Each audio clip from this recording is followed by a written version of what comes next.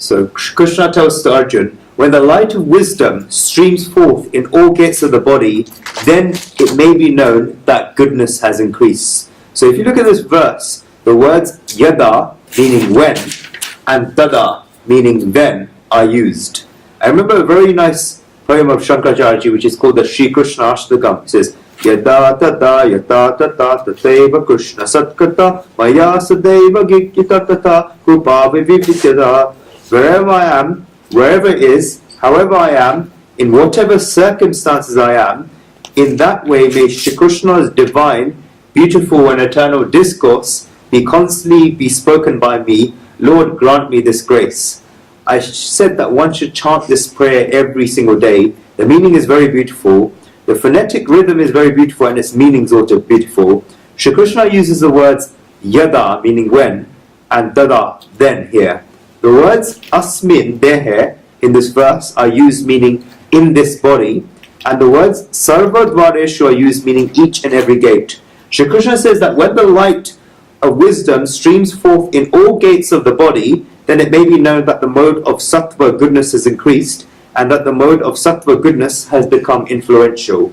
This is the quality of the mode of sattva goodness. Srimad Adi Shankaracharya has written a very beautiful commentary saying that Atmanaha uppalabdhi dvareni shotrani sarvani karanani teshu sarva dvareshu antakaranasya buddhi vritti paksha dehe asmin prakash shabda vachya sarva dvareshu upajayate tedav gnanam, which literally means the gates of the body are the gateways of cognition, that are the senses from which we attain sensitivity and from which we attain information such as the eyes, the ears, the nose, the tongue and the skin.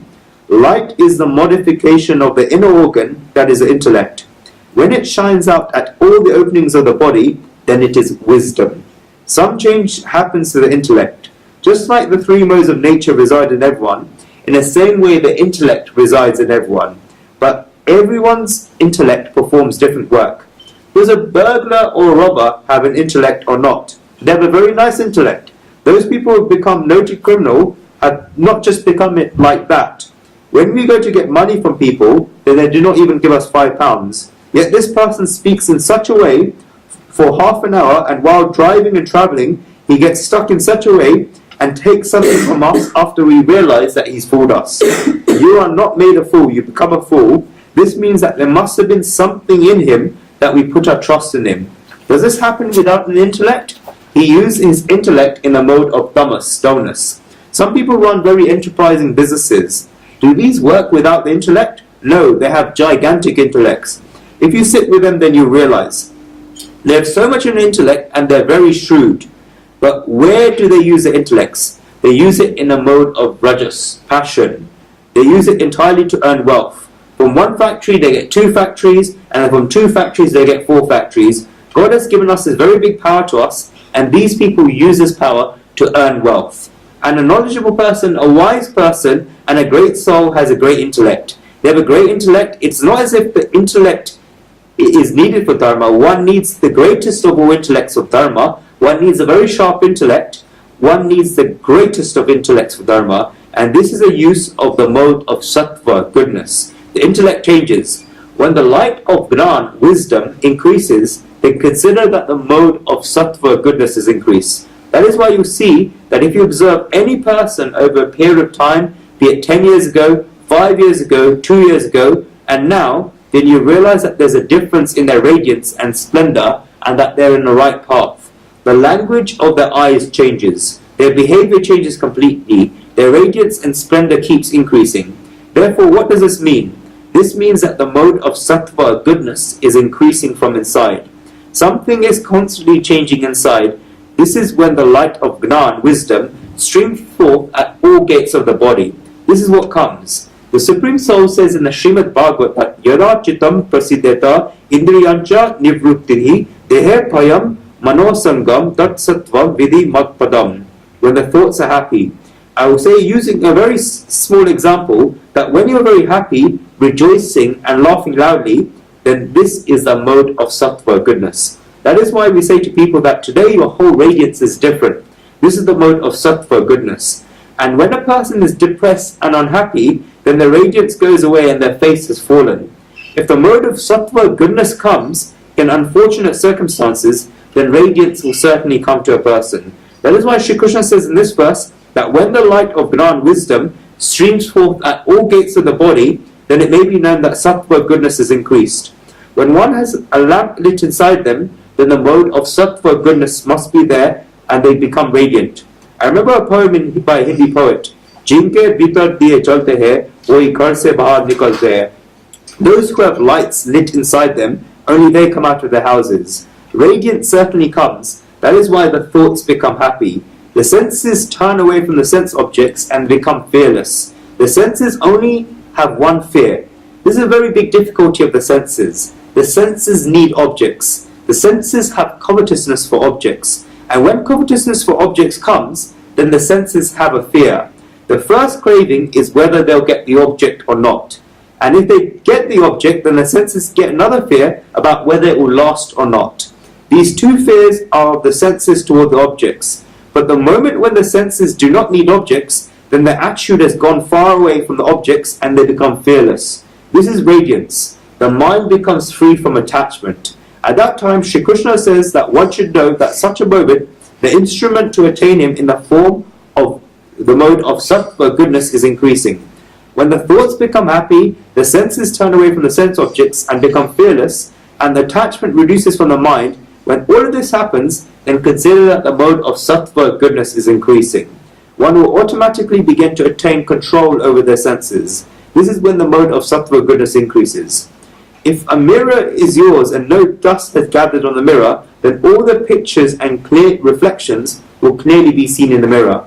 In the same way, when the soul becomes pure, then one begins to see everything clearly inside. At that time, consider that the mode of sattva goodness is increasing. One gets a clear vision. This is when the mode of sattva goodness is increasing. Not only that, but when the individual soul becomes pure, then the reflection of the Supreme Soul shines very clearly, and because the Supreme Soul himself is radiant, and his reflection shines very clearly on the individual soul and the worshipper himself becomes radiant. When we were young, then we used to get a pure mirror and put it amongst the rays of the sun to reflect those rays towards the building opposite.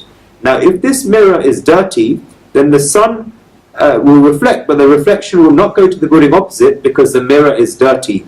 But when one whose own mirror has become clean finds the rays that reflect perfectly on the building opposite, the individual soul, the worshipper, the saint, the knowledgeable person, the wise person, and the great soul, whose inner thoughts have become purified, finds that the reflection of the Supreme Soul shines from this, and when the reflection of the Supreme Soul shines, then the reflection begins by itself.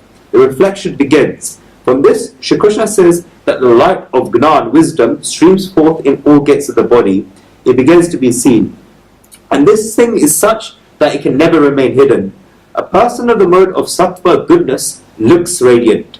Dr. Radhakrishnan has written it very nicely that the light of knowledge can have a full physical manifestation. The truth of consciousness is not opposed to the expression in matter. I like this very much. The light of knowledge can have a full physical manifestation. The truth of consciousness is not opposed to the expression in matter. When the truth of consciousness shines and the truth of the soul shines, then this is not opposed to being manifest in a person or an object outside. We may say that the skin is matter, the eyes are matter, and all of this is matter, and the objects are objects, but the light from the inside manifests through objects. There is no conflict in between. It becomes manifest. Dr. Radhakrishnan adds further that the divine can be realized on the physical plane.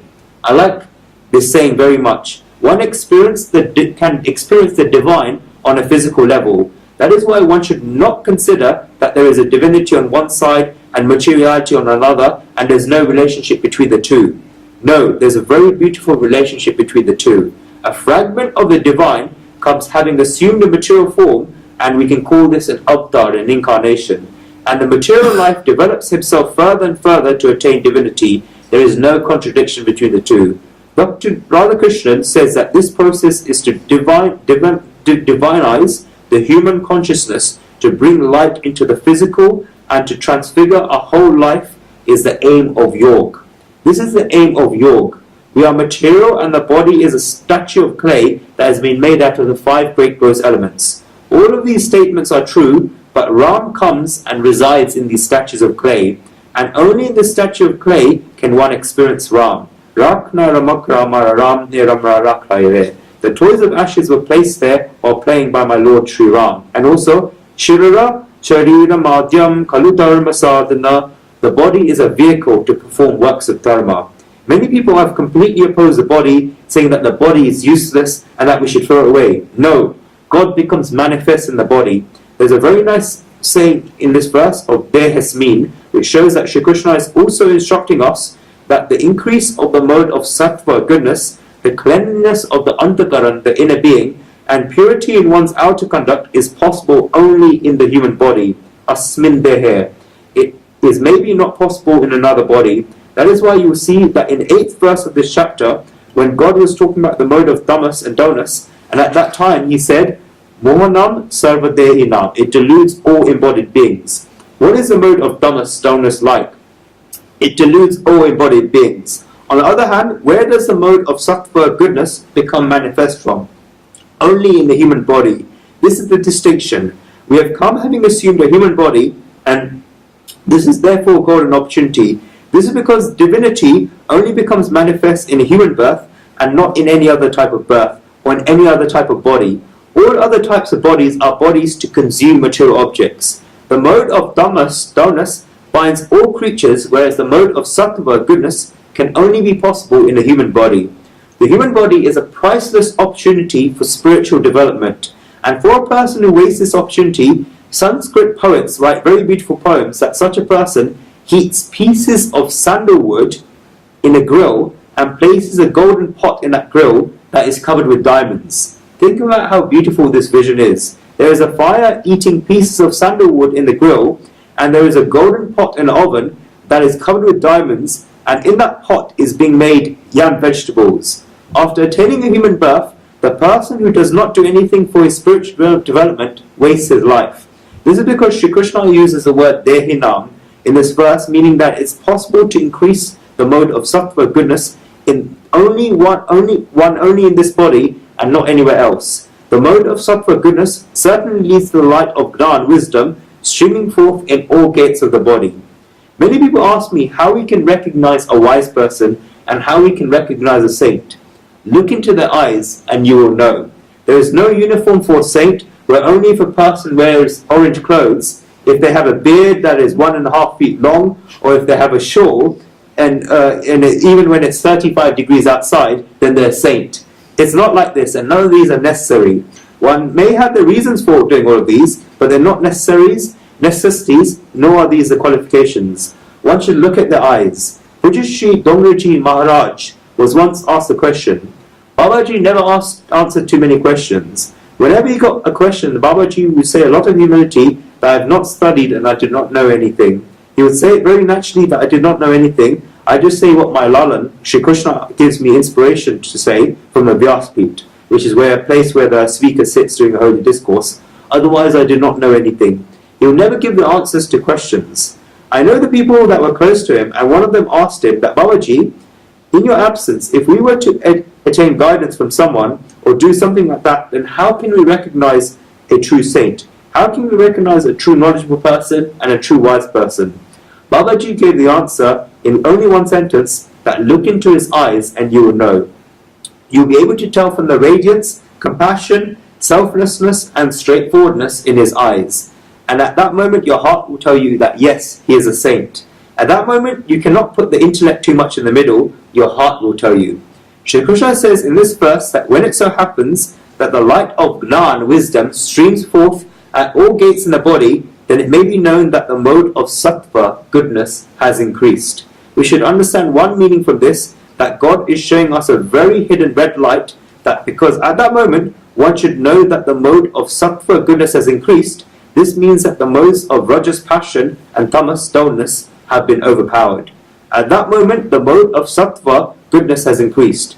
If the mode of sattva, goodness, has increased at that moment, and the mode of sattva, goodness, has increased in life, then one should use it and make efforts to make it last and develop ourselves. When mountaineers are climbing a mountain, then they first have to walk there as a group. what they do is that they wake up in the morning. Why? Because the sun has not yet arisen and there is coolness in the atmosphere. While there is coolness in the atmosphere, at around 8:30 a.m. or 9 a.m. in the morning, they walk 10 to 15 miles. They make use of the cool atmosphere. People from urban areas do it slightly differently in that they go to hill stations during off-season, as there are heavy discounts then. The root and the principles remain the same, that when favorable conditions have risen, then we make use of them. Experiences will begin to take place in our lives, and we feel as if our radiance is increased, then we're getting Gnan, wisdom, and the light of Gnan wisdom. This may be your experience, that many times you're getting such splendid thoughts and such beautiful thoughts that you feel that such beautiful thoughts are coming to me, and I'm getting such nice inspirations from the inside. At that time, consider that this mode of sattva goodness is increased inside you, and because it is increased, you should make use of it. When it's influential, then it is most powerful. If the wind is going in a propitious, then in this ocean of death, turn this boat of life towards the Supreme Soul, because you cannot tell when this wind will change direction again. And there are so many examples of this. King Dashrak got a sort of the mode of the goodness, sattva, to coronate Sri Ram as king, but he took time of 2 weeks, and as a consequence, Ram Rajya, the kingdom of Ram, was held back for 14 years. This teaches us that if we wish to bring Ram Rajya, the kingdom of Sri Ram, into our lives, then when the mode of sattva goodness is increased, then we should make good use of it at the time. And God gives us these increases and creates such circumstances, but we fail to recognize that opportunity. For that particular time, you feel good that we are so good, but it will not work by just feeling good. One should quickly begin walking and begin the efforts in this direction. The opportunity has come, and we should make a priceless use for it. There was a very big American tycoon by the name of Morgan, who was very wealthy and successful in life. He was asked by the journalists how he managed to have so many possessions and so much success. He was asked what the secret to his success was now that he had become so wealthy, and Morgan replied that it's very simple. As soon as the opportunity comes, then I jump for it. The journalist then asked him, it is fine that when this opportunity comes, then you jump for it, but how can one tell when the opportunity comes? Because we often see opportunities, but only after they're gone, and they look nice. Morgan says, you can never tell, but you just have to keep jumping. We have to constantly keep making efforts. But God has said here that when this opportunity comes, and when these symptoms begin to come, then one should take the opportunity. People understand the symptoms of illness, but they cannot understand the symptoms of their own development. When people begin to fall dizzy, then they think that their BP must be getting low, and therefore they will drink some sherbet. Thank you. Or if they have high sugar levels, then they think they will take some peppermint out and eat it. People begin to understand these symptoms, but in the same way, when one knows that the symptoms of good things are coming in life, just like God is describing here, then one should begin going in that direction. And at that time, one should remain alert that the modes of rajas passion and tamas dullness may perhaps increase, no matter if the mode of sattva goodness has increased. What happens when the mode of rajas passion increases? Shri Krishna describes this in the next verse.